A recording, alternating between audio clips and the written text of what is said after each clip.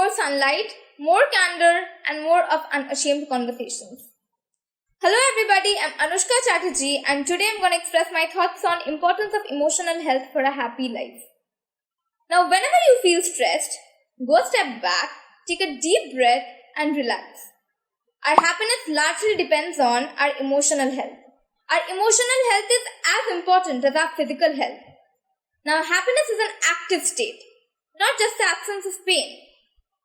See, what happens when you stay unhappy for most of the time? You're not able to do well in life activities and you tend to feel anxious, stressed, depressed. This way, your health suffers. Now, our life is constantly changing and our emotions change with it. So, it's pretty normal to experience negative emotions. But what is important is achieve an emotional balance, which means strike a balance between positive and negative emotions.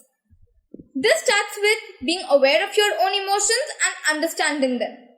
Say, when you are angry, instead of shouting on people or breaking things, sit back and look for the real cause behind your anger. Now, a positive emotional health is really important for a happy life, and it helps us to work productively and cope up with the stresses of life. This comprises certain actions like think before you act, be aware of your emotions and understand them.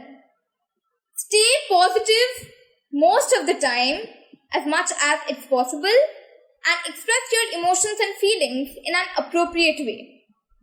Now, coming to the well-debated topic that whether money is important or emotional health, I would like to say that I don't personally think money is not important. It's genuinely important for life.